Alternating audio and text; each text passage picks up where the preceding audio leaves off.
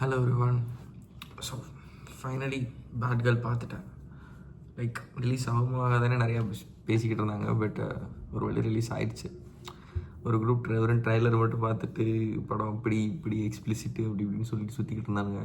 But நல்ல வேலை ஒரு வழி ரிலீஸ் பண்ணிட்டாங்க. And I am happy that I சா த ஃபிலிம். லைக் ஒரு நல்ல படம் பார்த்த ஃபீலிங் இருக்குது. ரியலி ஏதோ ஒரு ரீல்ஸில் பார்த்தா வெற்றிமாறன் சொல்லியிருந்தாரு, இந்த படத்தில் வந்து உங்களுக்கு டேக்அவேவாக வந்து இந்த மாதிரி ஒரு டாக்ஸிக்கான ரிலேஷன்ஷிப்பில் போகிறத விட சிங்கிளாக இருக்கிறது பெட்டர் அப்படிங்கிற மாதிரி ஒரு டேக்அவே கிடைக்கும் அப்படின்னு சொன்னார். But I stand by that. எனக்கும் நிஜமாகவே அதுதான் கிடைச்சிது டேக்அவேவாக. பட் ஓவராலாக அந்த ஃபிலிம் எப்படி இருந்துச்சுன்னா, bad girl in one word is banger. Like நிஜமாகவே ஒரு மாதிரி செம்ம ரியலாக ஃப்ரெஷ்ஷாக நல்லா இருந்துச்சு ஒரு மாதிரி படம். லைக் இந்த டேரக்டரோட விஷன் அப்படியே கரெக்டாக வந்துருந்துச்சு. ஐ மீன் ரொம்ப ஸ்ட்ராங்கான படம்னு சொல்லலாம். இந்த சென்ஸ் அதாவது இதில் பேசப்படுற விஷயங்கள், காட்டுற விஷயங்கள் எல்லாமே சாதாரணமாக இயல்பாக நடக்கிற விஷயங்கள் தான். பட் நம்ம சினிமாவில் அதிகமாக எக்ஸ்ப்ளோர் பண்ணாத விஷயங்கள். பிகாஸ் ஆஃப் மேஜர் மாஸ் ஆடியன்ஸை ப்ளீஸ் பண்ணணும் அப்படிங்கிறதுக்காக நிறைய பூசி மொழிகி பண்ணுற வேலைகள்லாம் இந்த படத்தில் கிடையாது. Which is a good thing and I really liked it. இதெல்லாம் பண்ணாதனால தான் ஒரு மாதிரி ஃப்ரெஷ்ஷாக படம் நல்லா எனக்கு பிடிச்சிருக்கு. So in that way it is a very strong raw film.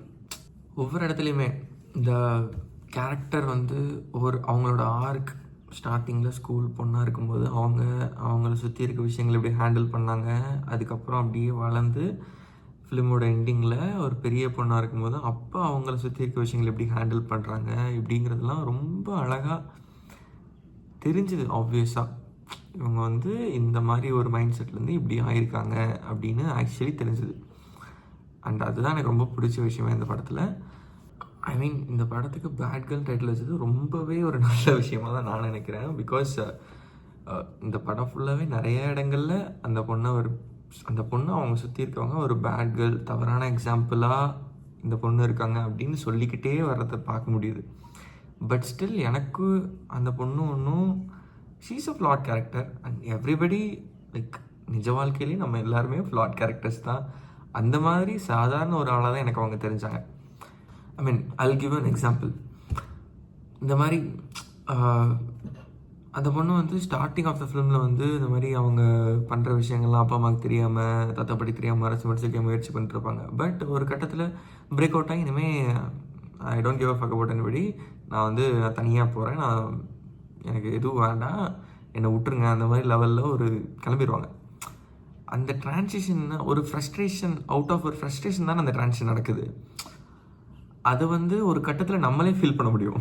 Because at various points அந்த பொண்ணை வந்து நீ இதை பண்ணாத, அதை பண்ணாத, இது பண்ணு அப்படின்னு தொடர்ந்து சொல்லிக்கிட்டே இருக்கும்போது நமக்கு அஸ் அ வியூவராக நமக்கு அந்த ஃப்ரஸ்ட்ரேஷன் ஃபீல் ஆகுது. ஐ மீன் ஒரு கட்டத்தில் சொல்லுவாங்க, ஒரு ஐ கிவ் அன் எக்ஸாம்பிள். இந்த பாட்டி ஊர்லேருந்து இந்த பொண்ணு ரொம்ப நாள் கழிச்சு வீட்டுக்கு வருவாங்க. ஒரு ரொம்ப சோகமான விஷயம் வீட்டில் நடந்திருக்கும், அதை பார்க்கறக்கு வேண்டி வருவாங்க. வந்த உடனே வராமல் அவங்க வீட்டில் இருக்க ஒரு பெரியவங்க வந்து எல்லோரும் இருக்காங்க, போய் சுடிதார் மாற்றிட்டு வா, அந்த மாதிரி தான் சொல்லுவாங்க. ஐ மீன் ப்ரோ, இப்போ என்ன நடந்துகிட்ருக்கு, என்ன பேசுகிறீங்க, அந்த லெவலில் தான் இருக்குது படமே. ஒரு மாதிரி விட்டு தான் தொலைங்கலேண்டா அந்த பொண்ணு, அந்த மாதிரி தான் நிறைய இடத்துல நான் அந்த மாதிரி ஃபீல் பண்ணேன் இந்த படத்தில். That is the point of the ஃபிலிமில். இட் லைக் அந்த ஃப்ரஸ்ட்ரேஷன் நமக்கு கடத்துது படம். ஸோ அந்த வகையில் எனக்கு பேட் கேர்ள் ரொம்ப பிடிச்சிருந்துச்சு. அண்ட் பேட் கேர்ள் நம்ம வந்து ரொம்ப ஒரு முக்கியமான படமாகவே நான் நினைக்கிறேன். பிகாஸ் இட் லைக் நிறைய இடத்துல அது வந்து நம்மக்கிட்ட ஒரு வியூவராக என்னை குவெஸ்டின் பண்ணுது. என்னோட ஐடியாலஜி சரியா, செக் பண்ணுன்னு என்ன அது ப்ரீச் பண்ணல, ஒவ்வொரு இடத்துலையும் குவெஸ்டின் பண்ணுது. அந்த பொண்ணு வந்து அவங்க பாட்டுக்கு it is a coming of an age story தான். அவங்க பாட்டுக்கு அவங்க வாழ்க்கையை வாழ்ந்துட்டுருக்காங்க, அதை நம்ம பார்க்குறோம். பட் அவங்க வாழும்போது நம்ம வந்து ஒவ்வொரு பாயிண்ட் ஆஃப் டைம்லேயும் இந்த பொண்ணு இப்படி பண்ணுறாங்களே, இது சரியா தவறா அப்படின்னு நம்ம பாயிண்ட் ஆஃப் வியூலேருந்து நம்ம யோசிக்கிறோம். ஸோ ஒவ்வொரு இடத்துலையும் நம்மளோட பாயிண்ட் ஆஃப் வியூவை இன்னும் சரியாக்கிக்கிறதுக்கு இன்னும் ரிஃபைன் பண்ணிக்கிறதுக்கு இந்த படம் ஒரு வழிவகுக்குதுன்னு நினைக்கிறேன். So that's what I thought about bad girl. சும்மா ஷேர் பண்ணணும்னு தோணுச்சு, பண்ணிட்டேன்.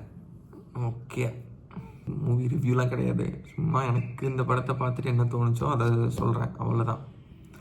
So bye.